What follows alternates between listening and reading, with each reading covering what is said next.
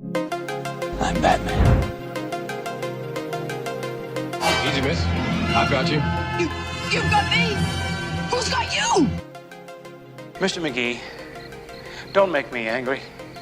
You wouldn't like me when I'm angry. I'm a doctor, but probably not the one you expect. I'm Captain Kirk.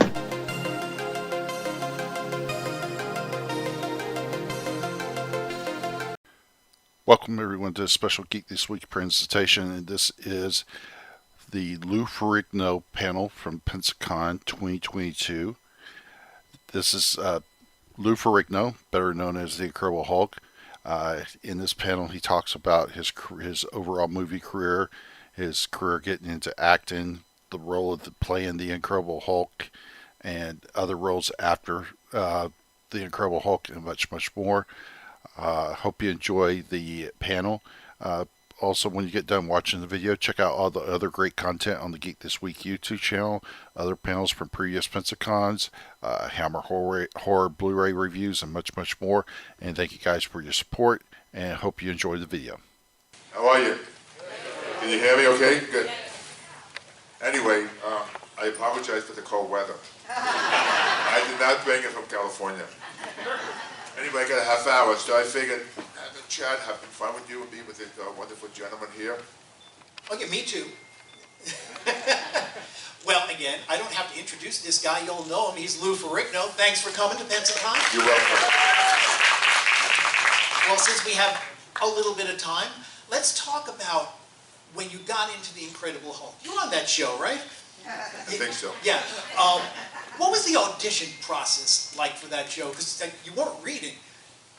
No, you see what happened? When they shot the pilot, they were using another actor named Richard Kiel, who played George in James Bond, 7'2". So halfway through the pilot, one day the director came on the set with his son. The boy said, "Dad, he doesn't look like the Hulk. He's not like the comic book, big and muscular." So they realized they had a problem. They did a nationwide casting call. They found me. I went down for the screen test.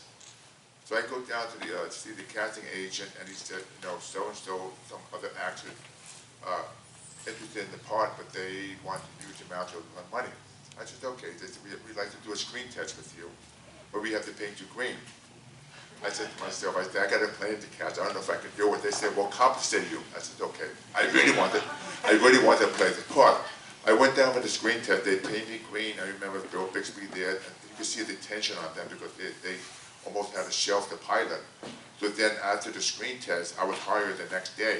The makeup was horrific because it was like 4 hours of makeup, the prosthetics, the eyes, everything. And then I remember that the fact that it was a non-speaking role, but I had the ability to show pantomime. Pantomime means that you're acting, showing emotion without speaking. It was natural for me.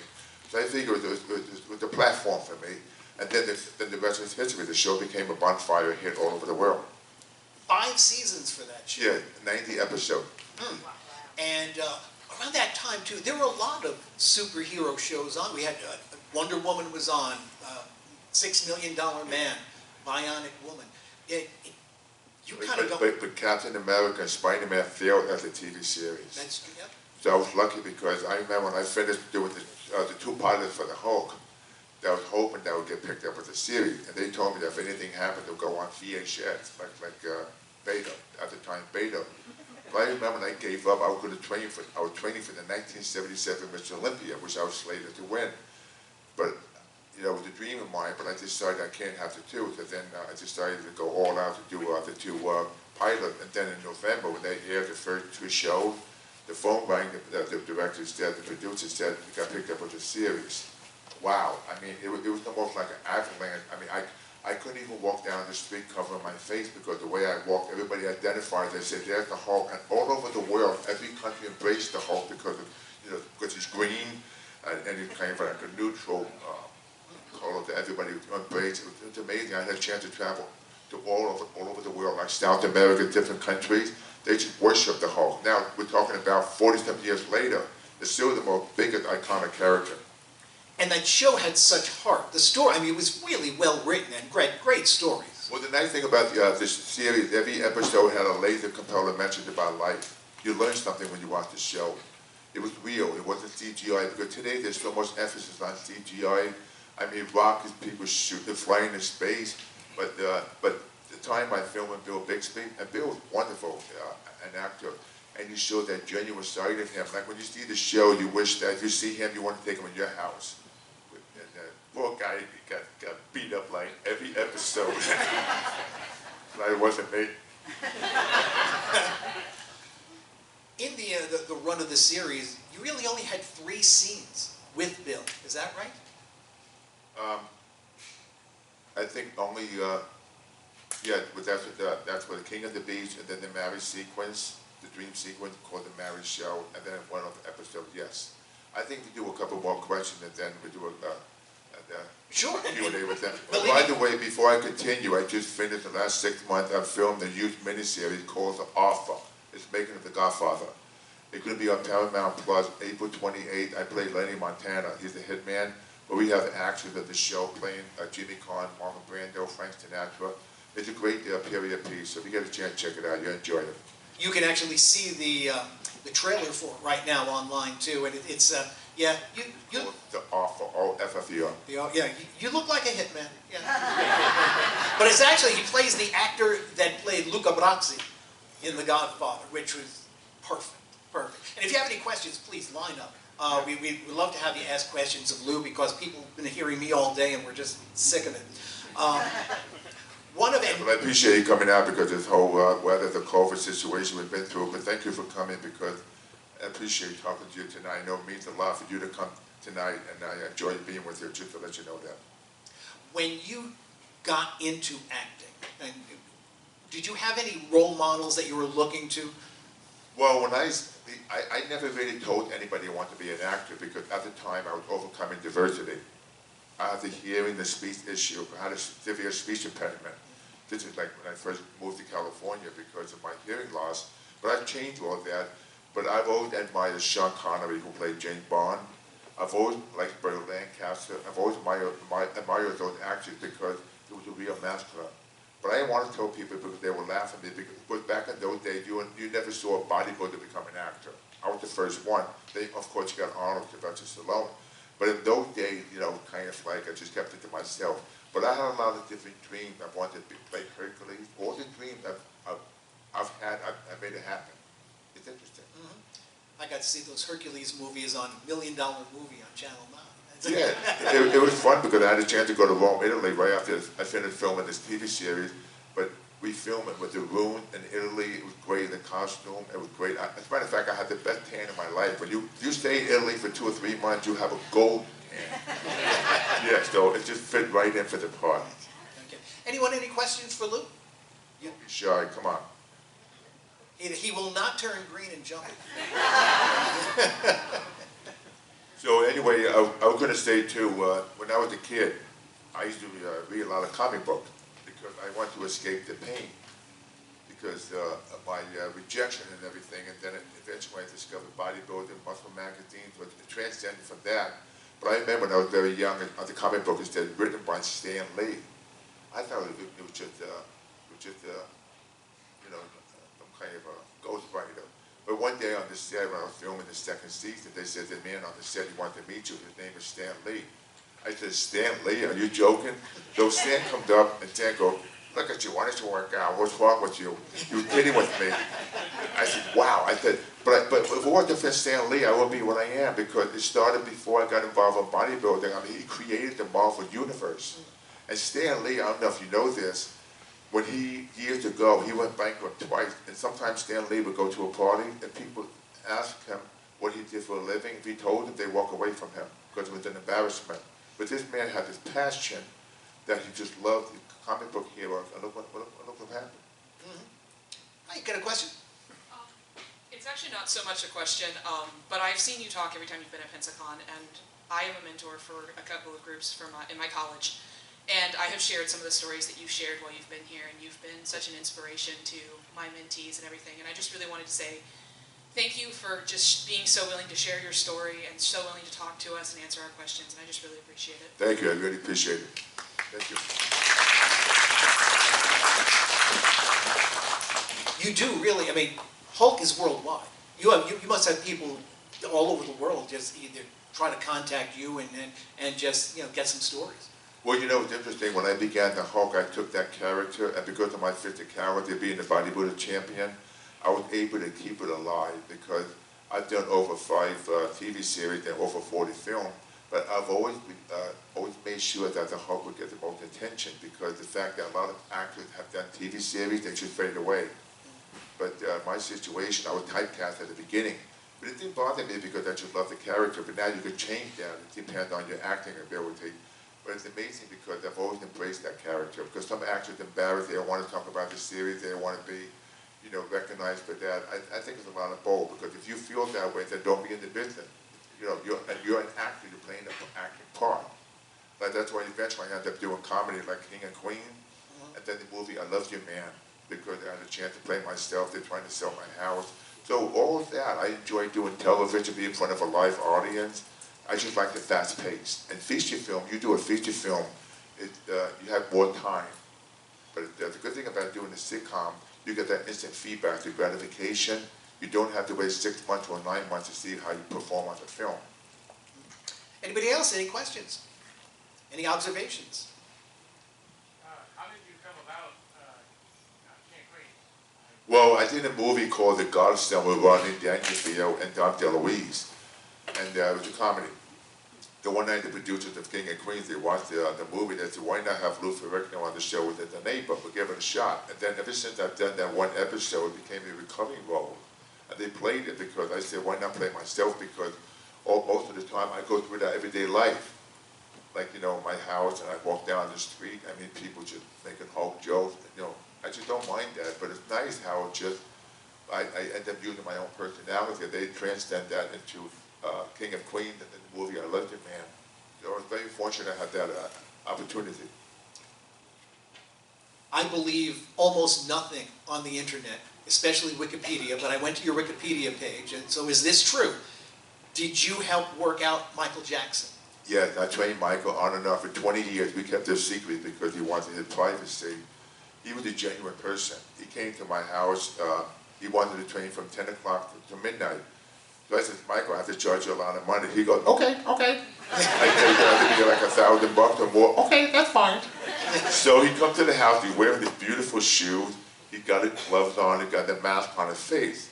I said, Michael, why are you wearing the mask? It's 10 o'clock. My dog is asleep.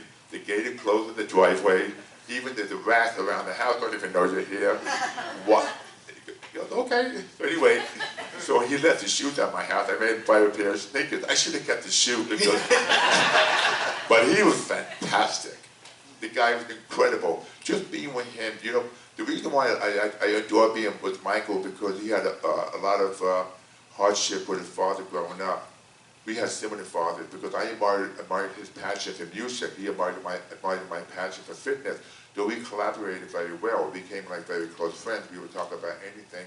But I was saying to myself, he's standing right next to me doing crunches on the bench, and I think people will pay millions of dollars just to shake his hand, and he's there doing crunches, just being with me. He was just a regular guy, but the sad part is that he had this deep insomnia problem sleeping. And he's just a gentle soul, and a lot of people just trying to take advantage of him. But the time I enjoyed being with him, incredible. I mean, I'll cherish that time. It's something I'll never forget. I mean, one of the most famous people in the world. Incredible, yeah. One night, you know what he said? Put the stereo all the way up, and he started to do the moon dance. Practicing. I'm saying to myself, I said, I can't believe it. This is not even on stage. This is in my gym. But and then before he passed away, he promised going to teach me how to do the moonwalk. Yeah, which I would have loved to learn. But Michael was such a unique person. The way he moved, I mean, the way he sang, the way he loved, it's one of a kind. I mean, like him, Elvis, like Frank Sinatra, those three, it's just one of a kind. Well, for fitness, for an old guy, you still look pretty good. You still do the whole routine? I'm 70 years old. I work out 3 or 4 times a week. I do 30 minutes of cardio. I do light weights just to get a pump. I still train the same, but not as heavy. I do everything in moderation. I've had both knees replaced, both hips replaced. But if you're in good shape, you have that good mindset that keeps you going. Because a lot of people who don't exercise and they have surgery, they take a long time to recover. But the tough time we have now, people that are not in shape, especially with the COVID, they end up going to the hospital, going on ventilators. It's sad because we lost so many people. That's why it's important, though, to pay attention to your own body, yourself, do some kind of exercising, eat healthy, take the vitamin, and be strong about it because, you know, we're in a tough situation now. A lot of people have let it go, just they're stuck in the house. Yeah, you come home with the body back from the hospital, and you're in the hospital, you can't even have people visit you, you have to go on Skype. I mean, how sad that is? Yeah. But we're all here together today, and I'd love for you to ask a question. Come on up. Oh, you can too. Line up. Hello. How are you? I'm good. I'm a little starstruck, so. Okay. Yeah, so I wanted to let you know that your show was something that I watched as a little girl, and it was kind of a safe place. So I thank you for that. That was special for me growing up. But I wanted to ask you, did you have a favorite episode or scene that you did from the Hulk? Yes, it was called King of the Beach. It was my first acting role as the bodybuilder trying to raise money for the restaurant. I had a chance to play myself with the Hulk. It was fascinating because I had a chance to show myself as an actor. But it was a wonderful scene because you see a split screen of me and the Hulk because I had to film two separate scenes. That's one of my favorite scenes because it was the first time in my debut as an actor. And all my friends were in the film. The bodybuilders had a chance to have them be in the film. It was a wonderful celebration. It was, as a matter of fact, it was the highest rated episode of the five season. Thank you. You're very welcome. Must have been nice being on camera without the makeup. Oh yeah, but it was hard to get back into the makeup because I was kind of spoiled. I didn't want to go back there. You think you're going to do any cameos in the Marvel movies with the I'm hoping to do more than a cameo, maybe like something similar to like what Samuel Jackson does. Play Fury, where I could be in the film, maybe like an authority figure, maybe some kind of a god, maybe some kind of a general or something. That's what I'm looking to do. So I really want to be part of the Marvel Universe because it started with me. And I figured why not be part of it. I think they're going to do one more adventure movie. Maybe the last one. You do have the best line in the Avenger movie. Yeah, purely God, right? Yeah, that's it. This isn't so much about the Hulk, but I'm more interested into your bodybuilding history. How was it like training physically and mentally for your Mr. Olympic competitions? You mean the training? Yeah. It was tough because in those days when I was 23 competing, we didn't have the equipment we have now. Like for example, we ate a low-calorie diet. We would just train, maybe try to train 2 hours and then conserve our energy. But in those days, we didn't have money.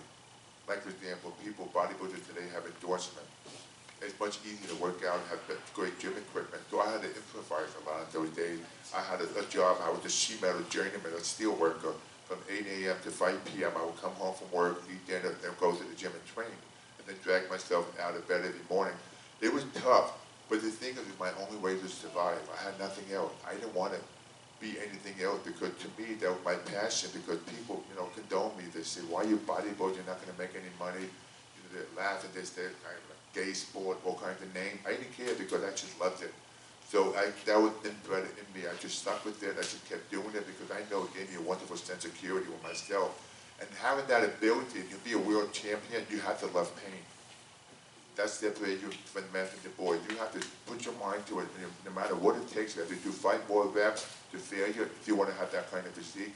That's a choice I had to make because if I haven't done that, I wouldn't be what I am. I want to be the best.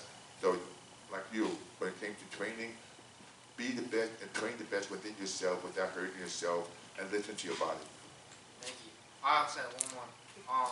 Whenever you were meeting up with Arnold and stuff, how was the relationship? Was it like a love-hate? It was okay because at the time I knew I couldn't defeat him because I only trained for 8 weeks. I was training for the Superstar competition. And Arnold's my idol. I was very honored to be on stage with him, just the two of us. Because I went from Teenage America straight up to Miss Olympia competition. And so it wasn't for him, I wouldn't be I am because he broke down the barrier for the tall man to compete. It was great, we have fun on stage. And so we see each other from time to time now. That's cool, thank you, I appreciate it. Hi, and you can move that mic down if you want to. Hi, I just wanted to say that you were a terrific weatherman a couple of years ago. Thank you. I should do the weather today. Tomorrow's going to be 42 degrees, buddy. And my best friend, she came and got a photo, autograph photo of you for me, and I was the one named Mary that you signed. And thank you. My It's pleasure. a pleasure to meet you. Thank you. Hi, I'm Bethany. This is my place, and I was born and raised here. And I just wanted to say thank you so much for being here and taking the time to come to little old Pensacola. And I just wanted to ask, when you aren't acting or doing something, what are just passions that you have or things that you like to do just on day to day, week to week? Like, what do you love to do? Well, I have so many things to do, but the one thing that's so important for me now, you can't buy time. For example, I love to do competition shooting. I've been a sheriff for 17 years. I love to do competition shooting, like with air gun shooting. Yeah. I have a big shop. I build a man cave. I like to make small furniture. I love being productive because I'm not the kind of person who sit on the couch, watch movies, watch TV, eat popcorn. That's not me. I mostly want to be active because I wasted so many years when I was young because I had a severe relationship with my father. And he always convinced me, you can, very negative, the police officer. So a lot of time I would sit on the couch for many, many days and just look out the window and see other friends of mine dating girls, wearing nice clothes, and then, I was poor, I had nothing. And I kept looking at that and just wished for a better life. That's why now, because of my life situation, I find everything I can to fulfill myself, to be productive. I wake up in the morning and say, what can I do every day? I just don't want to waste any more time because you can't buy time. I can't do today when I'm turning 90, 95, so I try to enjoy my life much as I can now and enjoy the good people I could be with, the good friends, and find the best in people and not to deal with the negativity. Because find the best in people, and the people, for example, all the naysayers, just keep it to a minimum. I hope that everyone here got that message and that ambition is very attractive. And the most important thing is anybody that has a passion, embrace the passion. Yes. That's so important. Passion and ambition. Yeah, that moves mountains. That's better than anything. Because I've seen so many people at trains, they have so much money, billionaires, they're all miserable. People that was there become from rich families, they're born on a silver plate, they have no incentive that they start taking drugs, to escape their insecurity, their misery and everything. So that's why it's important though, it's not what you have, how much money you have, what you have inside yourself, the passion and to respect yourself. That is so important, that's more important than anything in life. Thank you so much for being here. You're welcome.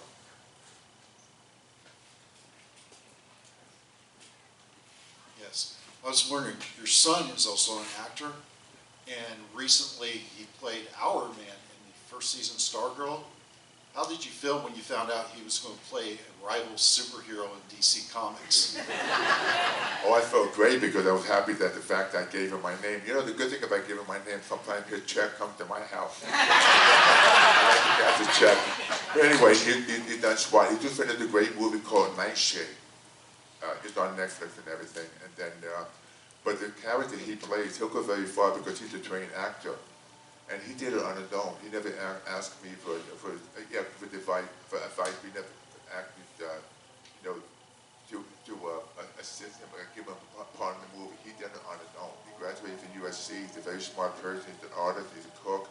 So I'm very proud of him. And I think one day he'll find a good part for him to be a good superhero. As a matter of fact, he's in Barbados now. I think he's filming a different comic character. You also did a series in '83 called Trauma Center. Yes. I remember it as a kid, and I remember a scene from an episode where the ambulance broke down and there was no jack, and you lifted the ambulance so the tire could be changed. Yeah. Did you actually do that? Almost. You know something funny? That series, we were ahead of our time. It was today, it was definitely, because you have, what's the other TV series called Staying Elsewhere? Yep. They had a long one, but they put we went ABC, they put us against other competition, other series, and we ended up hurting in the ratings. That's why they canceled the show after one season. But if it was today, I think it would have been very effective because that played the role of a paramedic. The beauty about that show, most people don't realize the power of what paramedics do. We keep them alive from the hospital, from the surgeon, from home to the hospital. They keep these people alive. and they don't get the credit like surgeons. So it's interesting, I spent a lot of time with these paramedics in real life, how to do the tracheotomy, for example, the blood pressure, bleeding situation. It was a fabulous show, but I like how they brought my personality to it, because my partner was Alfie Wise. He was like 5 foot tall. Those the two of us driving the ambulance. That was a fun show. Thank you, sir. You're welcome.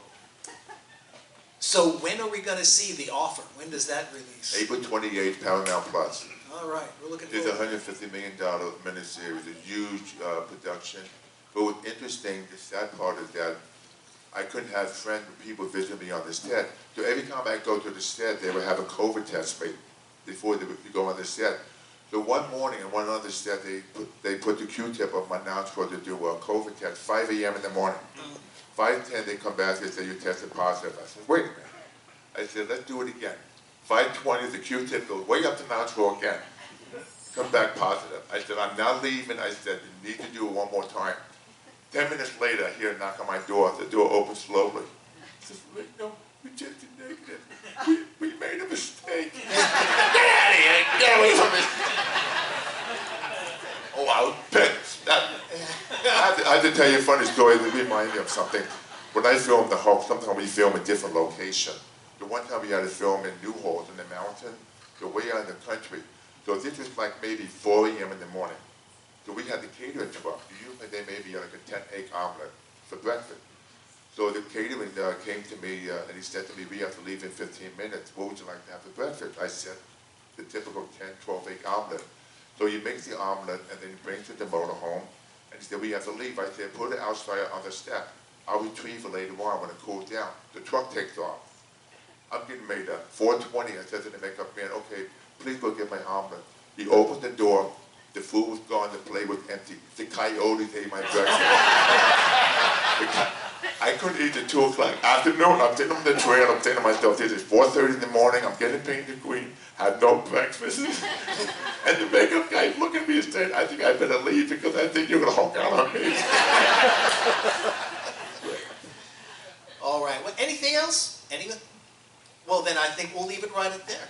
Thanks so much for coming back and visiting us here. Thank you. I'll be downstairs at G5. Thank you so much for coming. I love you all. And remember, once again, health is your greatest wealth, and embrace your passion. Excellent. Lou Ferrigno, everyone.